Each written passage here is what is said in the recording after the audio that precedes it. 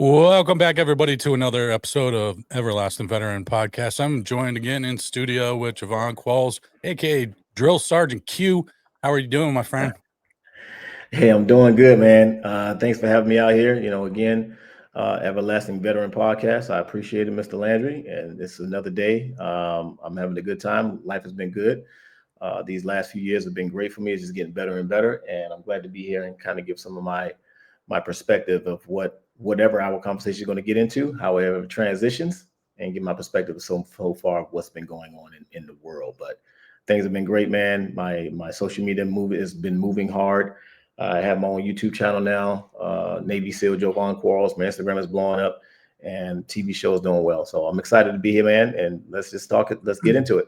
Yeah, absolutely. I mean, one of the main focuses for me when I talk to you is like update on the TV show, right? Because Yeah. Special Forces, the world's toughest test. You're going on what third season with it now, being involved with it. Well, yeah, I finished season three. We finished season three. We shot that in Wales. People can go and watch that currently right now on Hulu. The name of the show, full name is Special Forces World's Toughest Test. So if you type in Special Forces on Hulu, the whole thing should pop up, and you should be able to watch every single one of the seasons from season one to season three on Hulu right now. Season four, can't really get into that if we getting that whole thing approved yet. But for all you audiences right now, probably curious if we're gonna get a season four. That's all I can say. Just stand by and we'll see. Stand by to stand by, right? Yeah. Yeah. Now with being a part of the show, you're able to meet a lot of people that otherwise like you may not meet, going through life and everything. What's Yeah. that like for you of like meeting some of these celebrities that, in that perspective that kind of who they are, what they're about, stuff like that. And then you actually meet them and they're on the show and obviously we see, you know, DSQ getting into them, for not doing something right, whatever the case may be. But, after the show, the cameras are done and everything else, kind of dive into like a different perspective that you see from individuals, competing in the show. Oh man, so going into the personality traits and characters and who these people really are, you know what I mean? They come on the show one way and they always leave a different way. I'm gonna just be completely transparent on that facet of it because that's the truth of it. Initially, they come on the show because they're trying to accomplish something within inside of themselves. A lot of these people, they're past their prime of whatever created them and got them to the celebrity status, whether it was professional athletes, whether it's musician, acting, actresses. We even some are social media influencers, but they're kind of in a place where they're trying to get back, find that hunger inside of themselves again, and see if they can use that to find the next thing that's going to propel them in the next career. So they come out there and go on our show with that idea, and they do definitely get a rude awakening because it's not as initially what they think. Right? You got celebrities come on my show, they honestly believe it's going to be like a Hollywood version of a TV show. They don't really understand that this is a real military boot campish selection program into the Navy SEAL program, into the Marine Recon, SAS, SBS, and as a vet yourself what those programs can be like, right? Yep. So with that said, they come in one way and they leave a different way. They get a rude awakening. The first few days is pretty much a introduction, and they struggle. They struggle. One, to transition and understanding what it's like to be in the military as a whole. Just understanding military bearing, grooming standards, uniformity, understanding how to come together as a team. That when one person makes a mistake, you all make a mistake. You got to work together. You build a strong bond together. So those first few days, they are struggling to understand and take in that military mindset of how we do things. But we beat it into them. But you'll definitely get a few people leave early on. And when you get to like week 5 of the show as we're filming, then you really start seeing people who really want this. You really start seeing people peel back layers of who they are, peel back layers of themselves, and start to walk into their own power, start to walk into their belief that, hey, I can do this.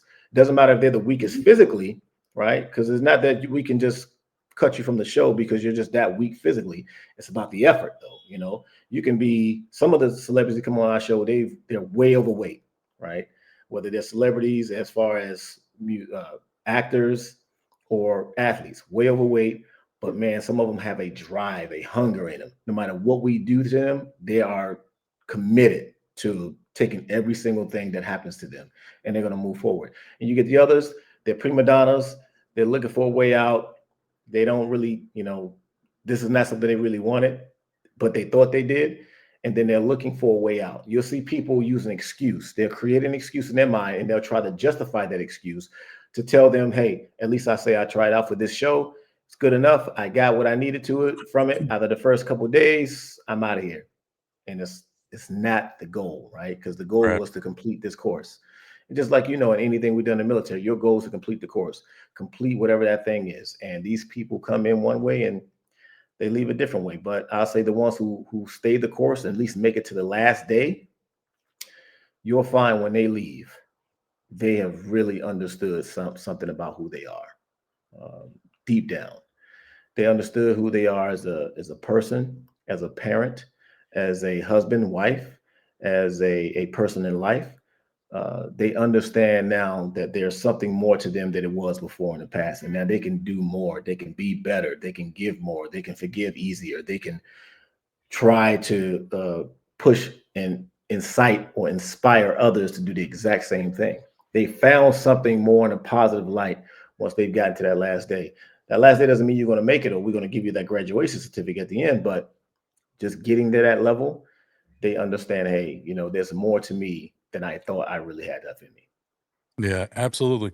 Do you do you think that and you may be already doing it or have thought about it, but do you think that, you know, being on the show for yourself, right? And Mhm. you're a very strong advocate for strong mental health, Yeah. mindsets, everything else. Do you feel like this show has allowed you to fill those shoes in a different way versus, now being out of the military, being able to provide the perspective for others and be able to be that kind of coach for them, to have a strong mindset. And, moving forward, I've seen some videos that have come out and you've been talking about that. And it seems like you're starting to find, your new purpose for you as yourself, not just on the show or social Yeah. media or anything like that. Yeah. No, I mean, you're honestly right in that space. One, I will say I had a hunger in a way to do this, to be a part of something like this in general, right? I always wanted to use my voice to help inspire other people, whether it's my story, my past, how I came to be where I got to this position right now, how I graduated Buzz as the honor graduate, the first Black guy to do that ever in Navy SEAL training.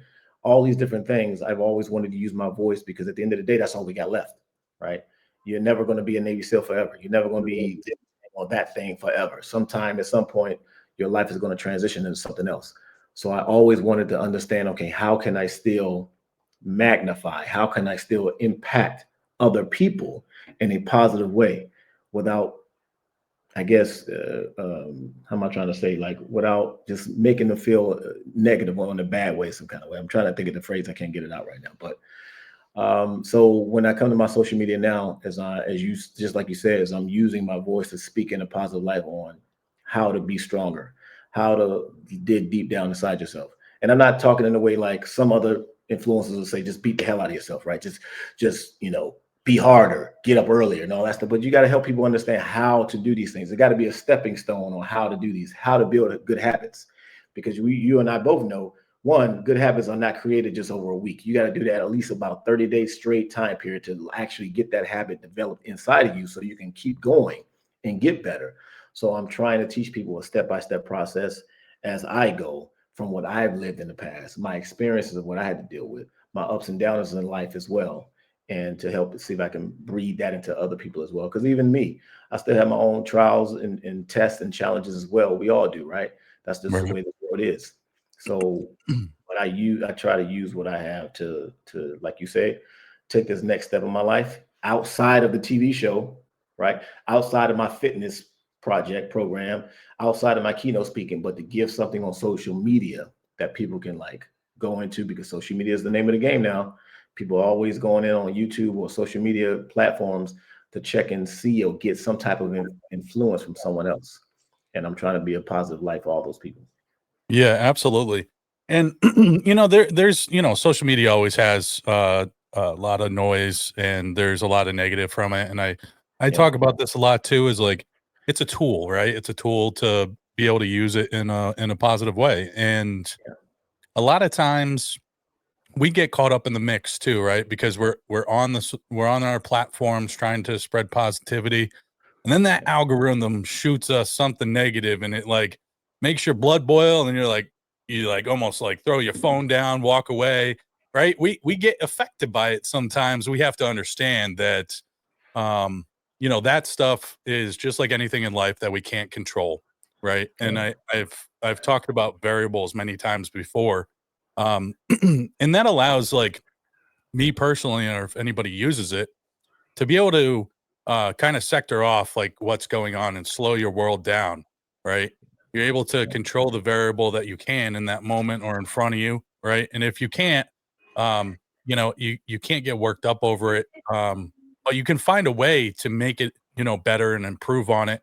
And I have that control delete thing of control yourself, alter your mindset, and delete the negativity, right? Yep. So Yep. when you can't control it, me personally, I view it as like a negative thing when it's really affecting me, right? And the only thing I can control is deleting negativity out of my life, right?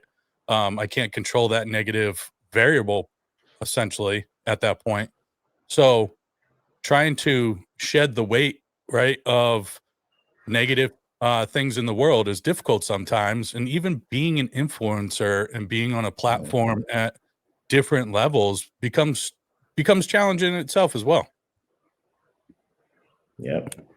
No, I agree, man. I agree with you. Yeah, and like you said, I like what you said about there's a lot of craziness on there. So sometimes you'll get something that like just bores your blood, and people get pissed off about. And so what I try to do is kind of when people are looking for something positive, that they can weed through all of that and find me. They can find a voice. They can find a positive person that's willing to influence them or challenge them and push them and show them that they can do more and go further and take another step. But like you say, man, social media has all this kind of stuff, and then social media is so wild that anyone can put anything out there, can go viral, and it could be completely false.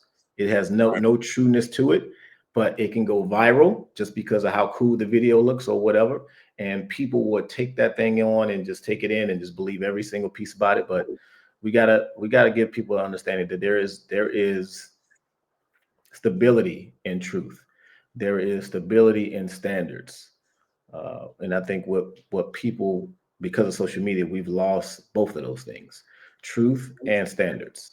And now we're allowing just anything to happen in the world. So, people are just accepting anything when there should have been a standard that we should always just kept like at the tip top level of what we believe in, especially in America. Yeah, absolutely. And you said one thing earlier of breaking it down for people and their steps and levels to go through before you just jump to, and what I call is the mega metaphors of Mhm. mindset change, right? A lot of Yep. people use these like mega metaphors, to put a message out there, create a video, like you said, get up earlier, and there's like some videos out there, and they're like, come on, big dog, get up early, do Yeah. this, mind over matter, right? But metaphors are great if you understand the process for them, then they become impactful, not just knowing the metaphor. That's what, that's so true. I tell people all the time, and I had a video. I said that metaphors are cool to say. I mean, we have so many cool metaphors out there that people say, "Oh man, it's all about mind over matter. It's all about just being hard." You just and people take those things in, but they don't realize. Okay, it's just it's a stepping stone. It doesn't mean that you just take that phrase literally. Right. There is a process to those phrases, right? These metaphors people have made up and say it because they're trying to inspire you to do something. But there's still a process to these metaphors, to these little things that people just say to kind of get people inspired or motivated. And I tell people all the time, like I had somebody reach out to me one time. He said, well, everybody in the world can be rich financially, right? He was talking about money wise, be a millionaire, I think is what he said. I said, that's cool to say. I said, that's cool to put out there if you want to put that out there, if you're ever doing a keynote speech or whatever like that. But people like me, I look at that and I hear that and I'm like, no, that's just not the way the world works. Not everybody is meant to be a millionaire. It Right. just that, and no matter how much you say everyone can be a millionaire, it's just so factually false, right? Because not everyone has the mindset for that. Not everyone has the mental power to do that. Not even people have the resources to understand how to do that, right? There's a process to everything. You just can't say, oh, everybody can be a millionaire. Hell, even the system won't even allow that, right? If everybody was a millionaire, the system would crash and then all hell break loose. And then we got all kind of troubles, more troubles from all that kind of stuff. So little metaphors, I don't really put a lot of energy into them, but I do understand why certain influencers or keynote speakers will say certain things to motivate people. And I think that's what people just need to understand. This is a motivation talking point. There are there are processes to these metaphors that you have to understand. Yeah. Yeah, absolutely. And I love metaphors, but I love the side of breaking them down, right? And I love Mhm. because that's the essence of becoming, and what you do of not just being an influencer, but for some a life coach, right? A Mhm. Yep. strong mental health coach, right? And let's not ignore the fact that males in this world, right, are more than Mhm. likely not to come out and say what's troubling them, right? So Yeah. having a strong voice to say, listen, like this is what we need to do. These are the steps that we need to do, and being an advocate for it as a male, right, for mental health, Yeah. advocacy is commendable. And I want to say just thank you for that, because when more of us, start forming unity when it comes to hard conversations, and we've talked about this before, those difficult conversations, but when we break it down, and like, I mean, you're doing it, you're breaking it Mhm. down and speaking from experience, which is invaluable.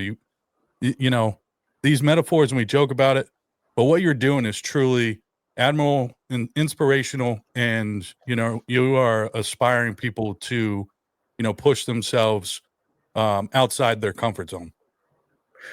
You know what, Ryan? I read something too, not too long ago, honestly, and it just goes with everything you just said, right? About the male perspective, what men take on a daily basis that we tend to shy over and make it seem like we're everything is okay when really things are not. And what it was that I read, it was something that said that men, whenever we're struggling, say financially, whenever we're struggling with, there's something that needs to get done at home, the answer that most men, if not all men, we try to put out there and say, don't worry about it. All right, the bill maybe needs to get done. I'll figure out a way to get that money to make sure it's paid for. Or something that needs to get done at home, I'll figure out a way to make sure I can get that knocked out. The one thing men struggle with admitting is when someone asks you, are you okay? And our default mechanism for men, real men, is that the answer is yeah, I'm good. When the truth of it is, there is something that a male, a man, a dominant man is struggling with mentally. There's something always that's still that's bothering them, and they just can't seem to turn it off. And it Right. just comes up here and there and here and there and everywhere, and it just keeps popping up and popping up and popping up, and they can't seem to turn it off. But when you ask them that question, "How are you?" the answer is by default, because we're men and we want to always just have that strong backbone of saying that we're good, everything's okay. When the truth of it is, we're not. And that's our problem. I had my last commanding officer at SEAL Team One, just I think a year or two ago. Was it early last year? I think it was. Commanding officer now. I want people to understand that this is a commanding officer. He had a wife and a couple kids. He's been in the SEAL teams a long time. He's been in charge of lives, a lot of lives, for a long time in his SEAL career. He committed suicide. You know what I mean? He had the money as a lieutenant commander. He was making really good money in the SEAL teams. I don't know if his wife was working, but if she didn't, guarantee he was still making good money though, because he was at that level in the special forces SEAL teams. He was making good money. So financially, he was there. People will look at him and at least say he was there, Right. right? He had a wife, beautiful kids. Guarantee he could take care of everything else at the home. But when someone asks him, "How you doing?" "I'm good." You know what I mean? Right. Even though he's still battling something internally that just can't he just can't get that thing off his mind. He just and it just is we all as men, we tend to have these things sometimes. I even still deal with it. I'll be the first person to say I still have certain things that flare up in my mind that I still have to tell myself, or I pray over it and to get myself to get past that, right? Right. But like you said, just going back to that talking point that you talked about, yes, when someone asks a man, and this is what I always say, um, how's everything going? We default and we'll always say, yeah, everything's good when we're going nuts inside. Yeah. Yeah, absolutely. And I think a lot of it comes down to like not wanting to be vulnerable. The key thing Yeah, though is being vulnerable with the right people, right?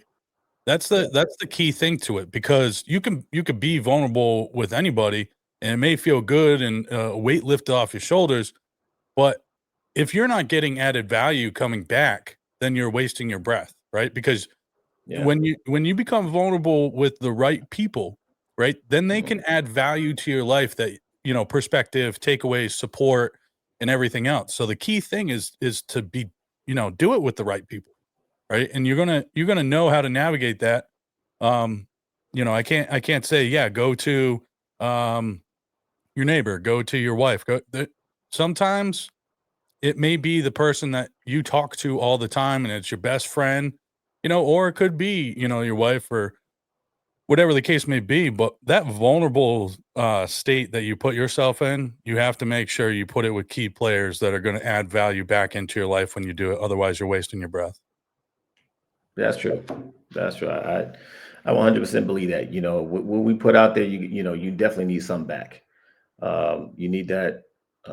How we always say it, especially in relationships, you need that reciprocal energy coming back at the same time, and it helps, right? It helps everything to stay aligned. It helps the energy to keep high, and it's a big piece of support. So especially when you've been in the military for as long as I have, or any military time frame, and you've been deployed in any kind of combat zone, Iraq, Afghanistan, Syria, Africa, certain places that you can be be physically harmed or lose your life, or even have friends that have lost their lives. It is one of those things where, yeah, you do need these things, someone to talk to, but also can give back to you as well. You need to feed your soul at the same time. Yeah. And part of that too is making sure we don't set unrealistic expectations for ourselves, when we do either seek help or open up or try to figure it out, in our head.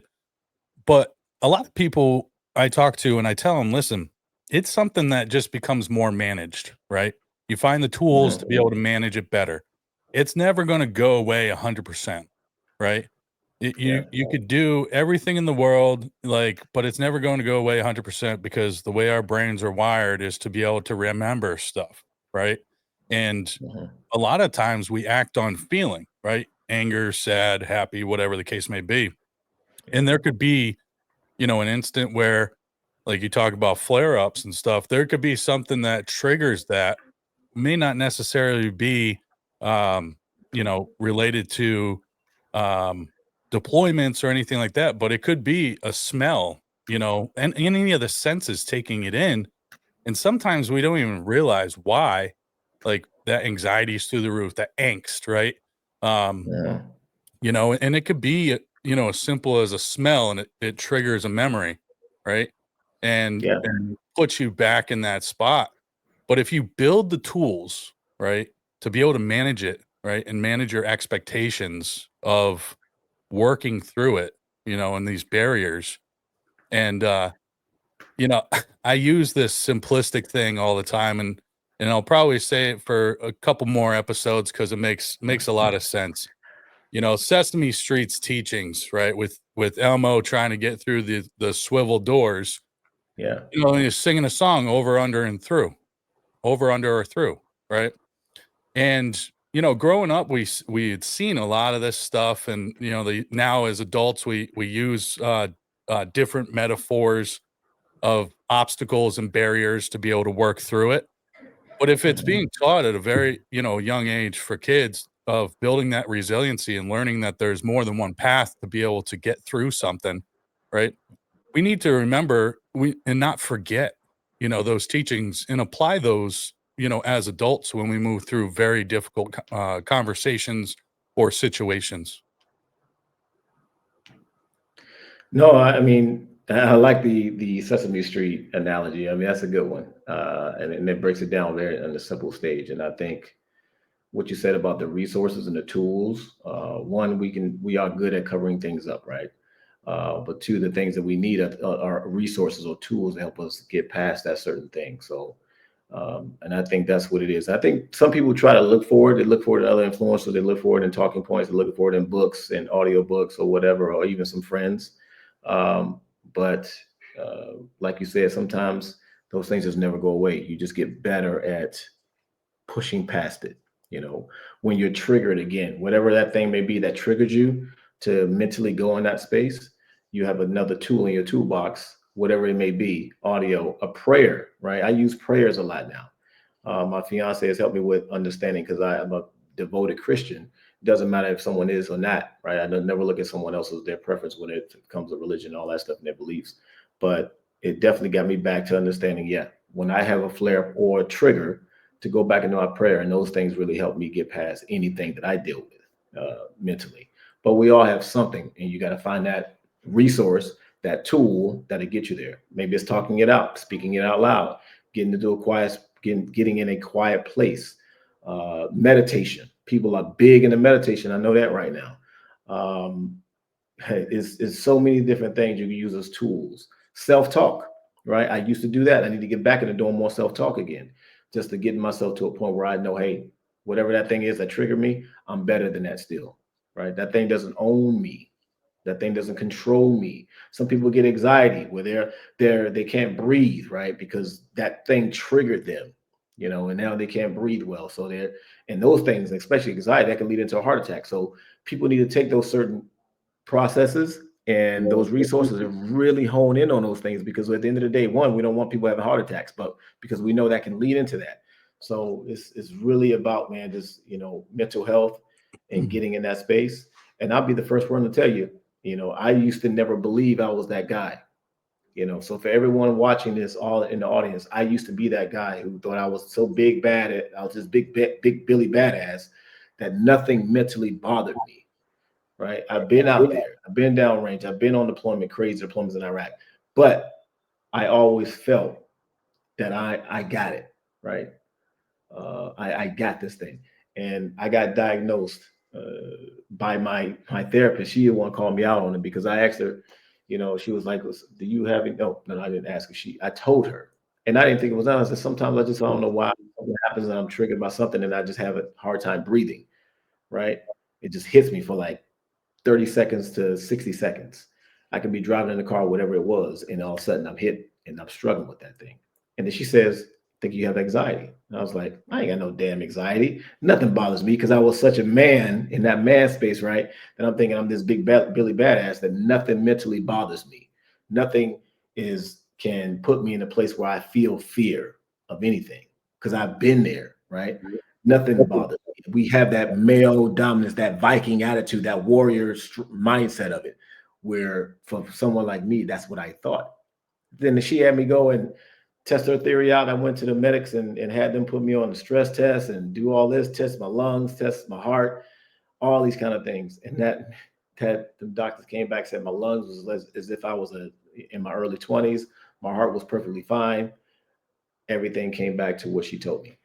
And she was right. And I had to go back into her like a month later when I had to see her again and admit to her she was right.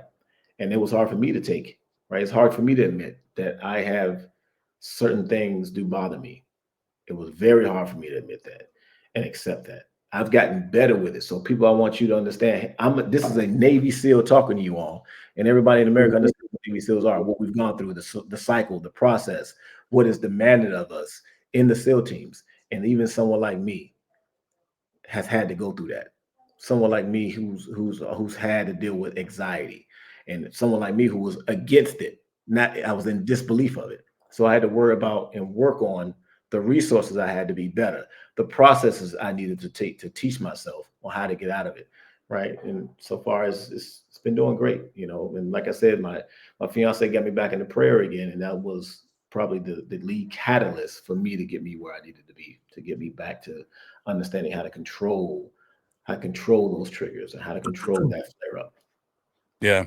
Yeah, absolutely. And we all can learn a little bit from each other and be able to get perspective, right? We may not have Right. been through or at same crossroads in life in certain situations, but we can gain perspective from each other and grow, and that gaining perspective from each other also is a way of support, right? And it's a way Hmm. to be able to understand each other a little bit more.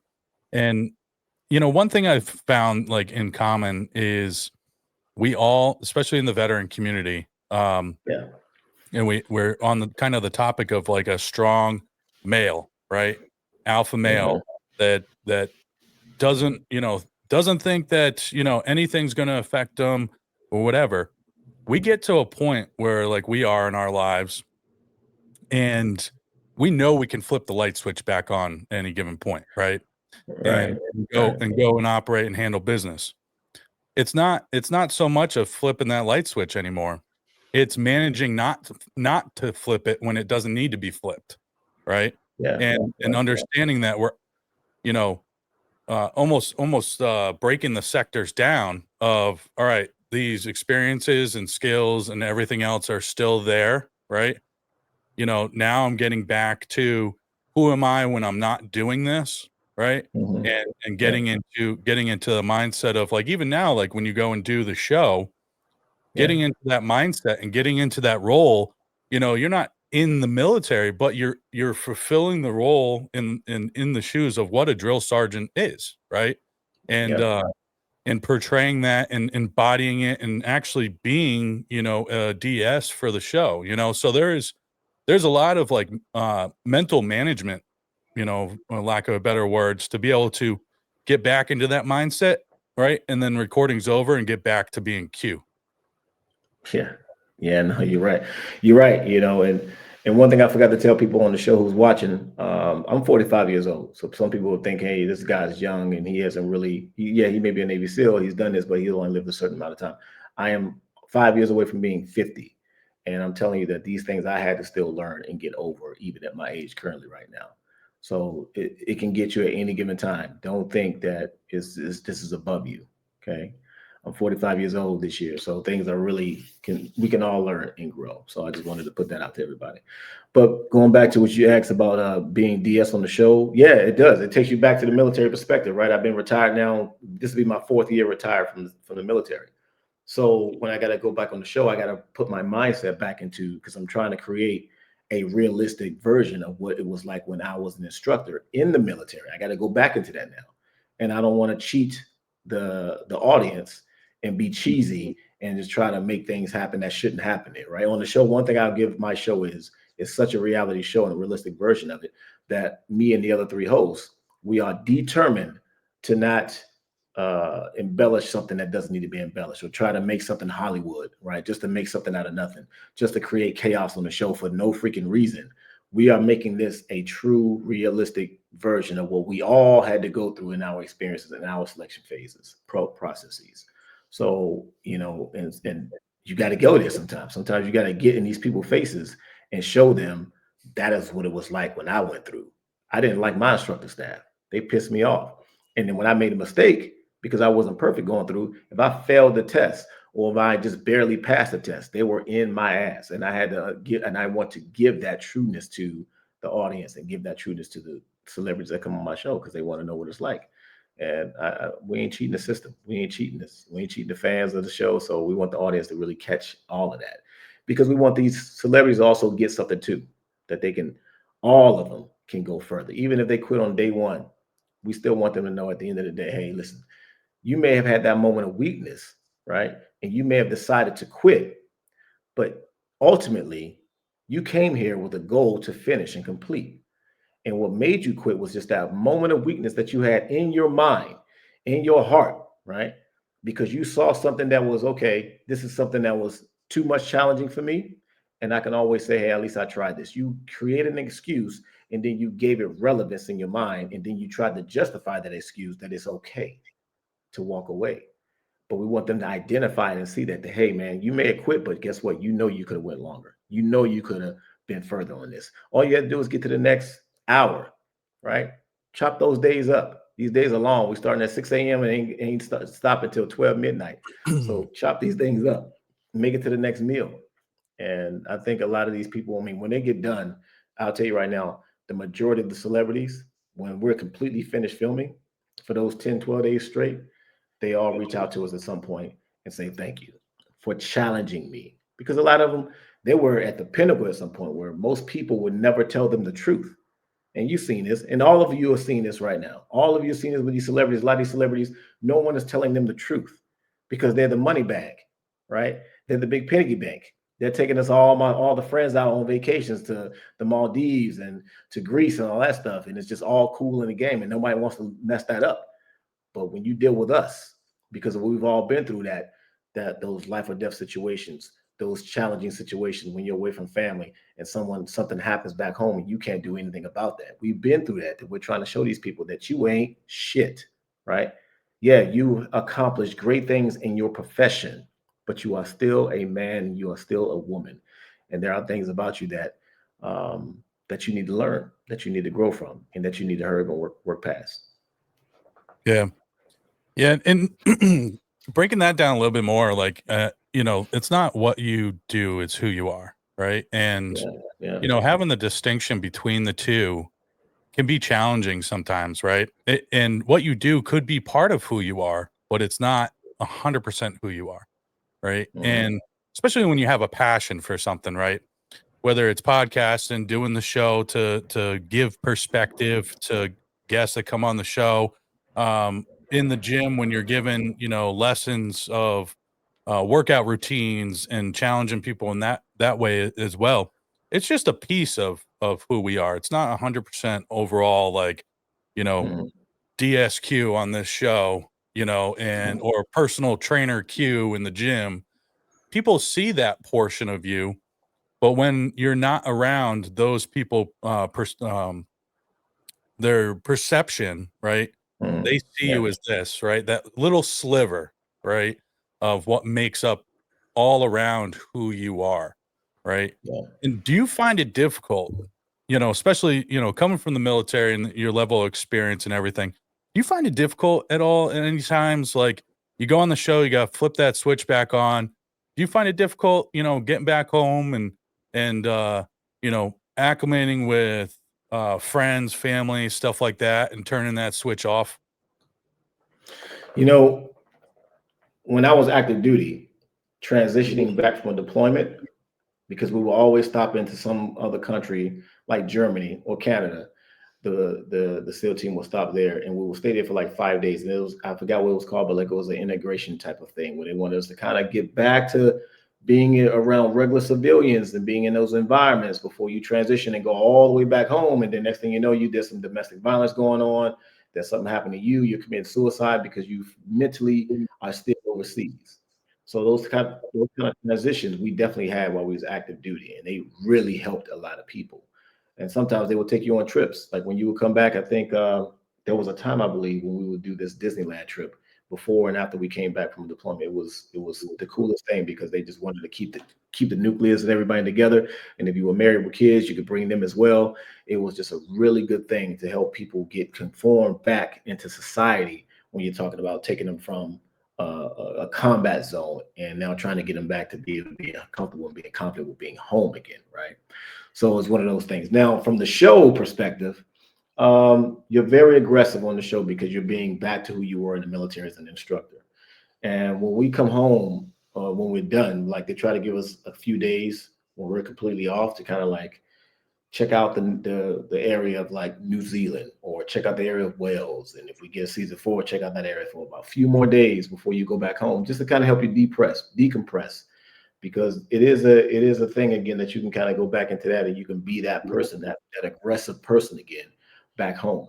And I'll say that for the most part, I've been able to handle that pretty well, right? Because I've already experienced it so many times. I got 7 deployments when I was active duty, 7 deployments. So I definitely have experienced coming back home and having to go through that woosah time frame where you got to relax. This is what I used to do when I come back home. Honestly, I would go and get a hotel.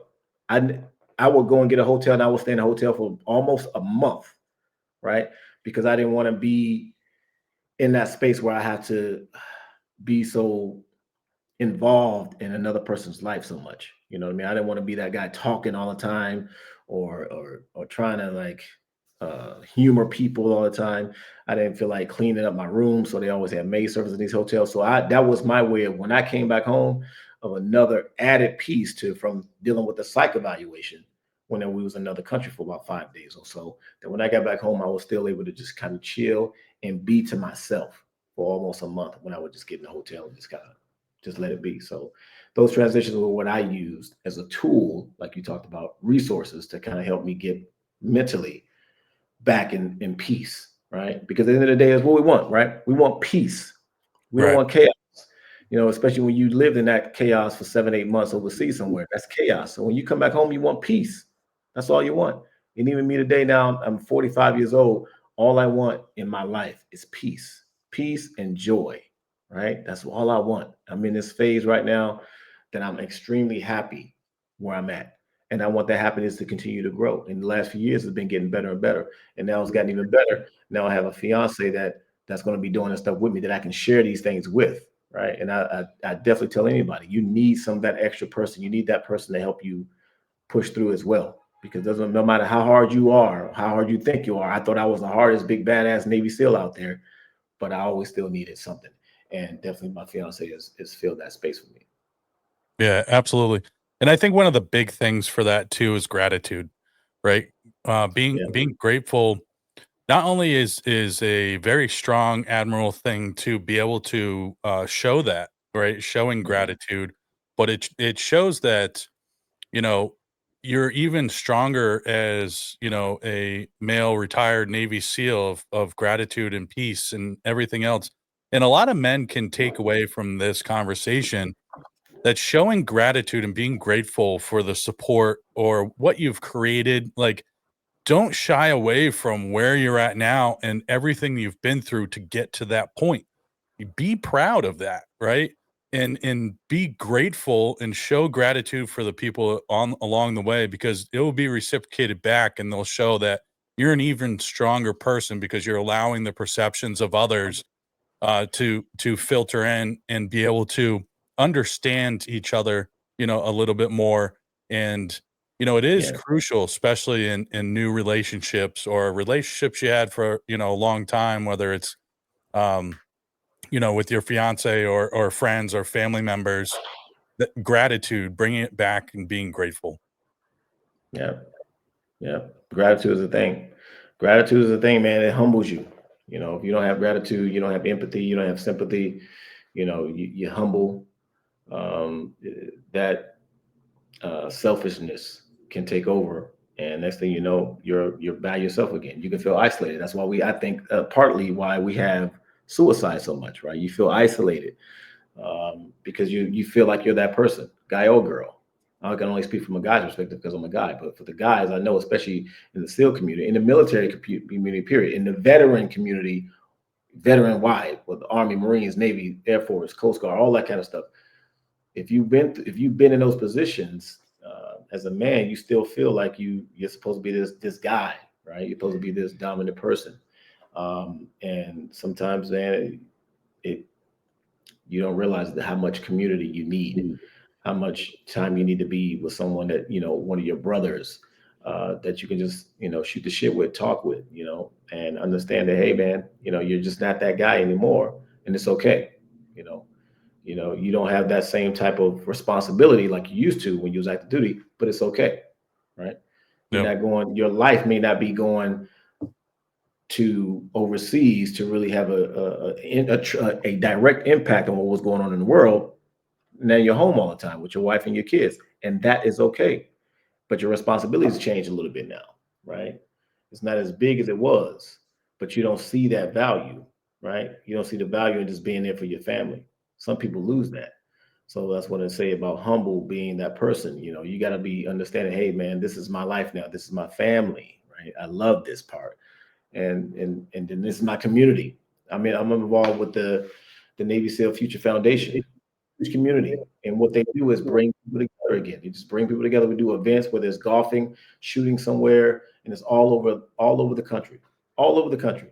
and it's a really good thing to get people back together. I did another event with the Navy SEAL Museum in Fort Pierce, Florida. Same type of thing. We did a demonstration for the community out there at the museum, just in this big open area on the grass. So we gave these people an idea what it's like to be in our shoes. And we had, helicopters, we was on four-wheelers, we had fake guns. It was fun because it felt, again, you was impacting other people. You know what I mean? Civilians that want to Right. know what it's like, civilians that support us, right? One thing about America loves our military. They have a huge support system for us, and people want to be there for you. So that's just a huge thing. I think is a big benefit for us. Yeah, absolutely. And I think a lot of it comes down to now that a lot of, it's more more of a societal systemic view of what people think we should act like, talk like, do, and society has put unrealistic expectations on people in the military of, well, you have all this training, you're good to go, and you're kind of felt like you've forgotten because you're supposed to be always operating at this level, right? Based on Right. your skills and your training and everything else. And it's an unrealistic expectation that's put on our men and women that serve, police officers, first responders, military. At the end of the day, we're still all human, you know, and it is up to us, right? Because if people don't have the perspective, they already create opinions, right? They create opinions for what they see that, what it should be, right? And then Yep. that's where the stigma gets created, right? Because there is influence, right, on how people should be. Like a strong male, this is, how you should be and only how you should be, and if you're not, you're viewed as weak, right? And Exactly. those outside societal influences that don't have the perspective or experience of our men and women that serve, it's up to us to write that narrative, right? To Yeah. be able to educate, right? In a sense of, no, listen, we are more alike than you think. Yes, I have more professional experience in this avenue with the military in regards to that. However, take that away, and we're still just two human beings, That's right. you know? That's right. So I think it is. I think it's not a weight. It's more of a responsibility, right? For us Mhm. that have served, it's our responsibility, and it's on us to be able to not just take care of each other, men and women that served to the left and our right, but it is our responsibility to educate people that don't have the true perspective. And we can't, it's a mismanagement of expectations for us if we expect somebody to know and they've never had Yeah. that experience, right? Yeah. And we're Yeah. poorly mismanaging our expectations of somebody else, right? And in turn, if we don't speak up and be able to write the narrative, of how it is, right? Then it becomes our own fault because it is our responsibility to be able to educate people that have never served and actually what we go through. That's right. That's right. So, I mean, what have you seen?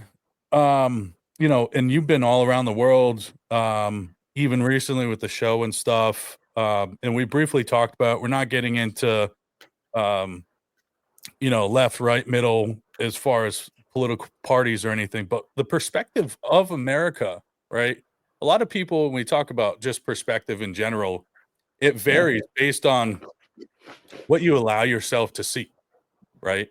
And Yeah. one of the big things that I try to do is you have to listen to everybody, whether you like hearing it or not, right?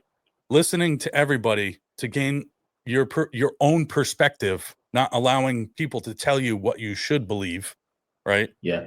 Is so crucial.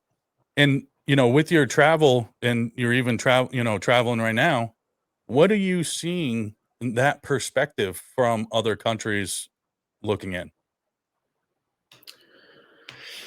Other countries looking at America, honestly, I'll say they look at us like we're chaotic right now. We're chaotic, and I will say that even stem from uh, when I've seen from Biden to Trump.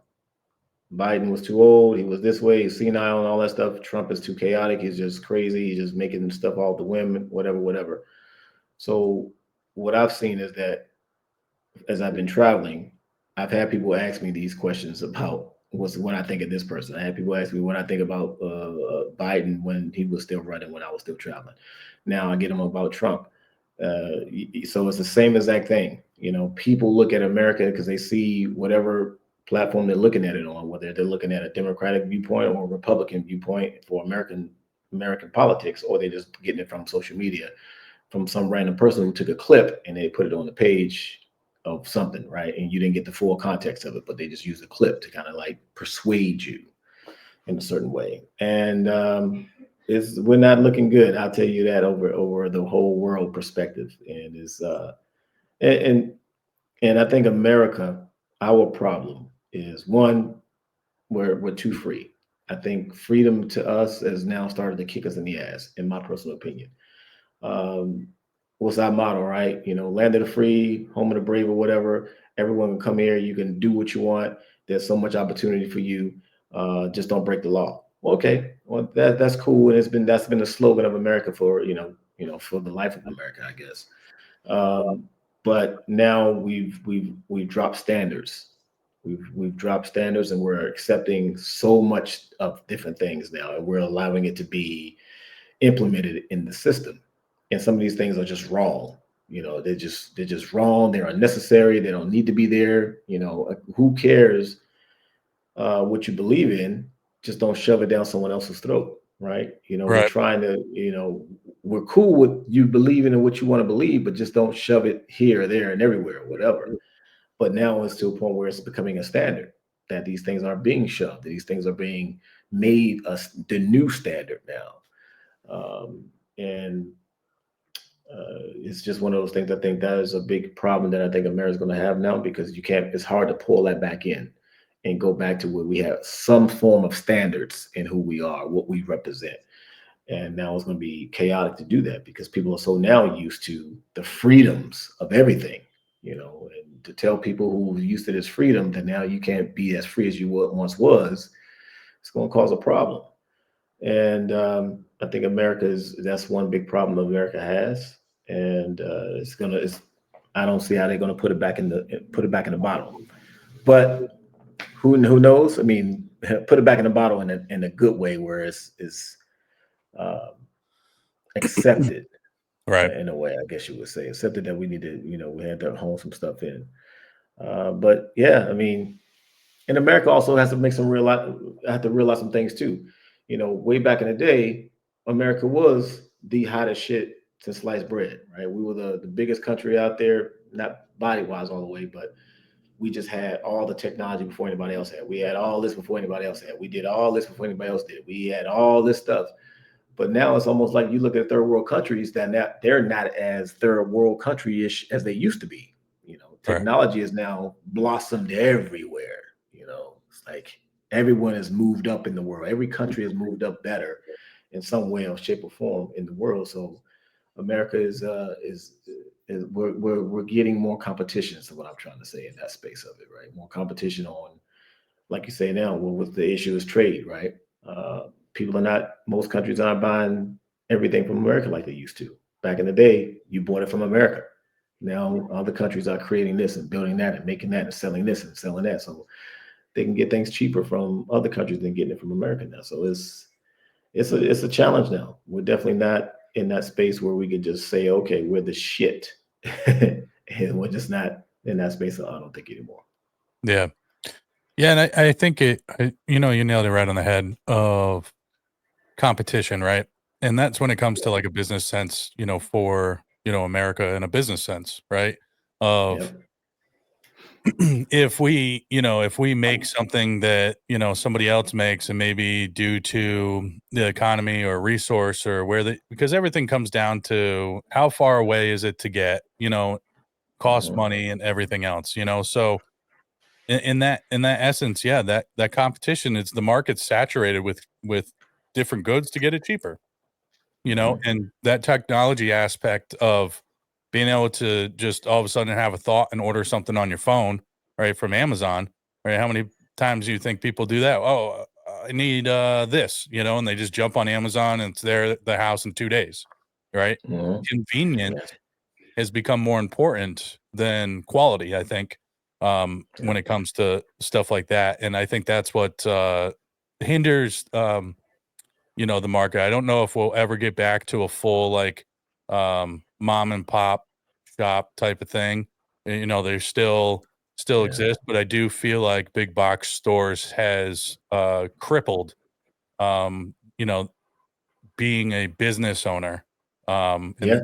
and part of that American dream, right? So Yeah. the American dream, what it was when they first started saying that, has evolved over time, right? So we need to kind of reassess and pivot of what that American dream looks like, because Mhm. it used to be you could come to this country, start a business with very little money and prosper and take care of your family and all that stuff, right? So that American dream, isn't the same anymore, and we have to understand that to be able to move forward. And those big box stores, I believe, has crippled what the American dream looks like, but the dream is still there. It's just it's a different approach to what the dream looks like individually. Yeah. 100% agree. All right, so Q, tell me how people can, follow you, get, hold of your social media, Instagram, all that kind of stuff, and some inspirational words. Maybe they haven't started following you yet, and where can they go? Ah, man, if, well, like I said earlier, first off, thanks for having me on on the podcast. I love being a part of the veteran community, guys who've served and been out there and done that, been downrange, and who are looking for a community to be a part of now that they're out of it. So, I appreciate you having me on the call. They can find me on my website, jovonquarles.com. You can easily reach me there.